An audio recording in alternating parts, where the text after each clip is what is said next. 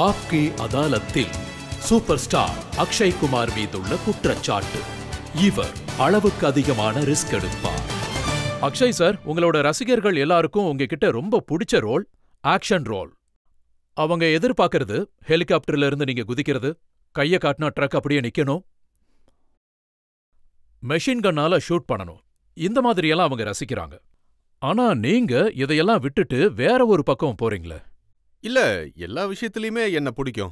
நான் காமெடி பண்ணியிருக்கேன், என் காமெடி பிடிக்கும்ல. நான் பண்ண ஆக்ஷன் பிடிக்குமா? Social movies. சொல்லுங்க. காமெடின்னு சொல்றாங்க. எல்லாத்த விட காமெடி ரொம்ப நல்லா இருக்குன்னு சொல்றாங்க. ஆனா நீங்க என்ன மாதிரி படம் நடிக்கிறீங்க? டாய்லெட் மாதிரியான படம் நடிக்கிறீங்க. கழிப்பிடத்தை பத்தி படம் எடுக்கிறது நல்ல விஷயம் தானே.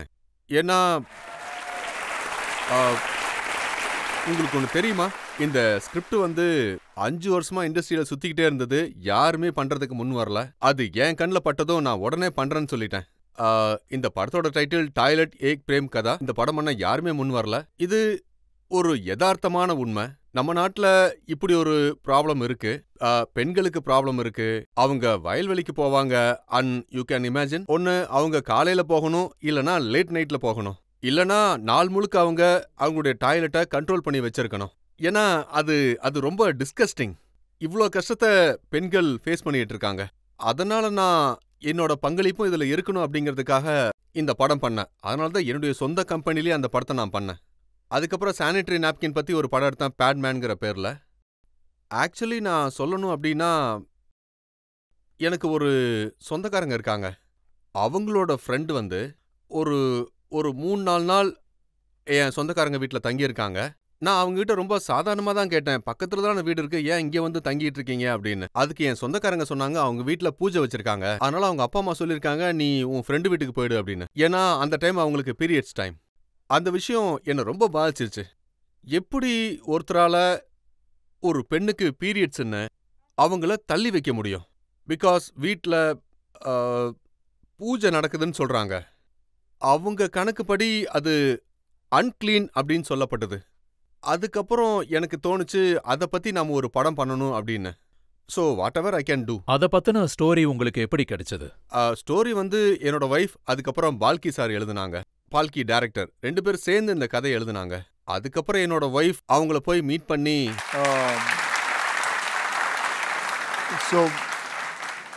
அந்த கதை யாரை பத்தி சம்பந்தப்பட்டிருக்கோ அவங்கள போய் சந்திச்சுட்டு வந்தாங்க. அவங்கள தேடி போய் சந்திச்சுட்டு வந்தாங்க. கிட்டத்தட்ட 4 மாசமா சேஸ் பண்ணி பார்த்துருக்காங்க. ஸோ அவங்க கிட்ட பேசி அவங்கள கன்வின்ஸ் பண்ணி ரைட்ஸ் வாங்கியிருக்காங்க. ஸோ அதுக்கப்புறம் தான் நாங்கள் படம் பண்ணோம். ஸோ இந்த மாதிரி நிறைய படங்கள் இருக்கு. அதுக்கப்புறம் பார்த்தீங்கன்னா ஏர்லிஃப்ட் படம் எடுத்தோம். அது பார்த்தீங்கன்னா உண்மையான சம்பவத்தை பேஸ் பண்ணது. எப்படி நம்மளோட ஏர் இண்டியா போய் 1.5 லட்சத்துக்கும் அதிகமான, அதாவது 1,70,000 மக்களை ஏர்லிஃப்ட் பண்ணி கொண்டு வந்தாங்க. அது ஒரு அமேசிங்கான ஸ்டோரி. அதில் நடிக்கிறதுக்கு நான் கொடுத்து வச்சிருக்கணும். என்னுடைய கம்பெனியில் கிட்டத்தட்ட 30 to 40 படங்கள் இந்த மாதிரி பண்ணியிருக்கோம். இப்ப நீங்க சொன்ன இந்த படங்கள் டாய்லெட் பிரேம் கதா, இல்ல பேட்மேன், இல்ல ஏர்லிஃப்ட், இது கமர்ஷியலி சக்சஸ் ஆச்சா? உங்களுக்கு பணம் இல்ல அப்படி இல்ல. நீங்க கமர்ஷியல் சக்சஸ்னு பாத்தீங்கன்னா ரவுடி ரத்தோட் பார்ட் 2, இல்ல சிங்கிஸ் கிங் பண்ணாலோ, இல்ல நமஸ்தே லண்டன் பண்ணாலோ அது ரொம்ப பெரிய சக்சஸ் கொடுத்தது. ஆனா நான் இந்த மாதிரி படங்களை ஏன் தேர்ந்தெடுத்தேன் அப்படின்னா, இது சக்சஸ் மட்டும் கிடையாது. அந்த படங்களை பாத்தீங்கன்னா இப்பவும் மக்களோட மனசுல இருக்கு. இப்பவும் I am proud to say that நம்ம அரசாங்கம் டாய்லெட் ஏக் பிரேம் கதா, பேட்மேன் படங்களை கிராமத்துல மக்களுக்கு போட்டு காட்டுறாங்க. அவங்களுக்கு இந்த விஷயம் தெளிவா புரியணுங்கிறதுக்காக என்ன பொறுத்த வரைக்கும் அதுதான் மிகப்பெரிய சக்சஸ். நிறைய பேர் என்ன சொல்றாங்கன்னா, இந்த மாதிரி படங்களை அரச நீங்க சந்தோஷப்படுத்துறதுக்காக பண்றீங்க. பேசுறவங்க 4 விதமா பேசத்தான் செய்வாங்க. நான் அந்த படம் எடுத்ததுக்கு ரொம்ப பெருமைப்படுறேன். யாராவது என்கிட்ட நீங்க பிரைம் மினிஸ்டர் சந்தோஷப்படுத்த தான் அந்த படத்தை எடுத்தீங்களான்னு கேட்டா ஆமா அப்படித்தான்னு சொல்லுவேன். எதுவா இருந்தாலும் நான் என் நாட்டை சந்தோஷப்படுத்தணும்னு நினைக்கிறேன். என் நாட்டுக்காக ஏதாவது பண்ணணும்னு நினைக்கிறேன். அதாவது பாத்தீங்கன்னா, என்னை பொறுத்த வரைக்கும் என்னுடைய முதல் மோட்டோ எல்லாமே நாட்டுக்காக தான். அதாவது பிரதமர் லால் கிலால இருந்து கழிப்பறைய பத்தி பேசினப்போ மக்கள் அவரையும் கேலி பண்ணாங்க. நீங்க என்ன பிரதமர் கழிப்பறைய பத்தி பேசுறீங்கன்னு. அப்படி நிறைய பேர் இருக்காங்க. நான் பிரைம் மினிஸ்டர் சார இன்டர்வியூ பண்ணப்போ அதையும் எல்லாரும் கேலி பண்ணாங்க. பேசுறவங்க பேசதான் செய்வாங்க. நீங்க அவர்கிட்ட மாம்பழம் எப்படி சாப்பிடுவீங்கன்னு கேட்டதுனால ஆமா கேட்டேன். நான் வந்து ஒரு சிம்பிளான பர்சனா மட்டும்தான் அங்க போனேன். அது என்னன்னா, நம்மளோட பிரைம் மினிஸ்டர், அதாவது ஒரு சாதாரண மனுஷன் எப்படி யோசிப்பாங்க, அவரும் அதே சாதாரண மனுஷன் மாதிரி இருக்காரா இல்லையா, ஒரு நார்மல் பர்சன் எப்படி இருப்பாங்க. நான் பிரைம் மினிஸ்டர் சைட பத்தி தெரிஞ்சுக்கவே விரும்பல. அதாவது என்ன பொறுத்த வரைக்கும் நீங்க என்ன பில் பாஸ் பண்ணீங்க அதெல்லாம் எனக்கு தேவையே கிடையாது. அரசியலும் தேவையில்லை. அவரோட வாட்ச் வந்து உல்டாவா போட்டிருந்தாரு. நான் அவர்கிட்ட கேட்டேன், சார் வாட்சை ஏன் இப்படி தலைகீழா கட்டிருக்கீங்க அப்படின்னு. அதுக்கப்புறம் நான் அவர்கிட்ட கேட்ட கேள்வி, சார் உங்களுக்கு எவ்வளவு சேலரி கிடைக்குது அப்படின்னு. உங்க சேலரியை நீங்க அம்மாவுக்கு கொடுப்பீங்களான்னு கேட்டேன். நான் சாதாரணமான கேள்விகளை தான் கேட்டேன். நீங்க மாம்பழம் சாப்பிடுவீங்களான்னு. அதுல என்ன தப்பு இருக்கு? அதை பத்தி நான் தெரிஞ்சுக்க நினைச்சேன். அதுக்கு அவரு பதில் சொல்லத்தான் செஞ்சாரு. அவரு பதில் சொன்ன விதம் எனக்கு ரொம்ப நல்லா இருந்தது. சோ இதனால என்னன்னா, நீங்க சாரோட வாட்ச திருடலையே. அப்புறம் என்ன அந்த நாட்டு இருந்தே துரத்துறதுக்கா?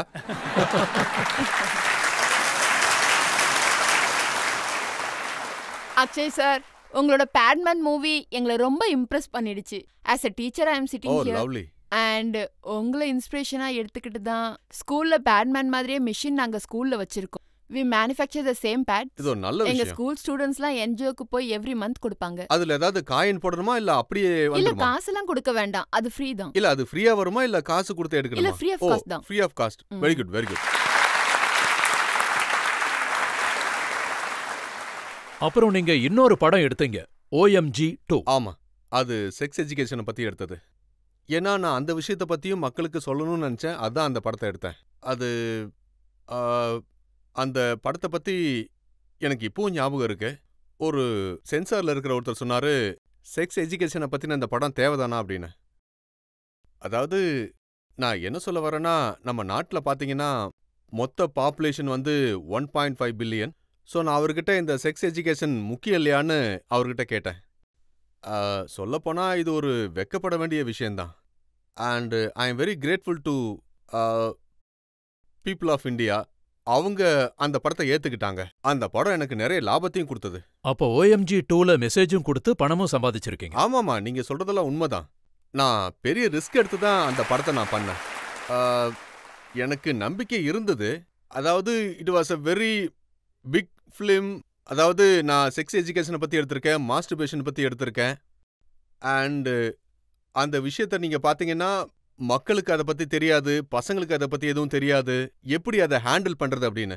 என்னை பொறுத்த வரைக்கும் லைஃப்பில் அது ஒரு முக்கியமான ஆஸ்பெக்ட்னு தான் நான் சொல்லுவேன். ஆக்சுவலி நான் வந்து அந்த படத்தை ரொம்ப விரும்பி போல்டாக தான் எடுத்தேன். இல்ல உண்மையிலேயே நல்ல விஷயம் பண்ணிருக்கீங்க. இந்த மாதிரி விஷயத்தை பத்தி படம் எடுக்கணும், அது நல்லாவும் இருக்கணும். ஆமாமா, உண்மைதான். நான் அந்த படத்தை ஒரு என்டர்டெய்னா தான் எடுத்தேன். நீங்க கேக்குறீங்களா? சார், அதாவது என்னோட கேள்வி என்னன்னா, நீங்க வழக்குரிமை பத்தி நிறைய படம் எடுத்திருக்கீங்க. அப்படி பண்ணி நானும் LLB படிக்கணும்னு உங்களுக்கு தோணுச்சா? எனக்கு தான் படிப்பே ஏறலையா, அப்புறம் எங்க LLB பண்றது?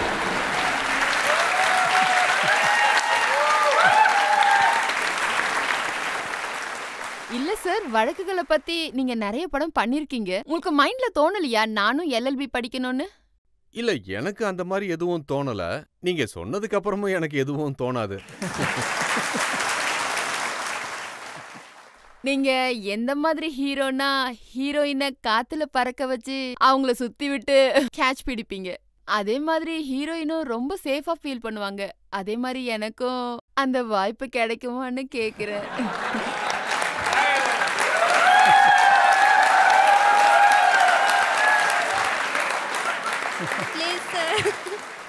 நீங்க சொல்றத பார்த்தா நான் உங்களை தூக்கி ஆமா, காத்துல சுத்தணுமா? வாங்க.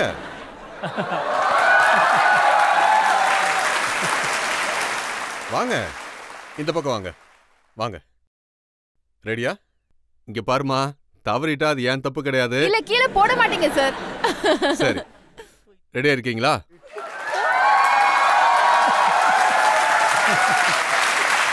ஓகே. Okay, thank you.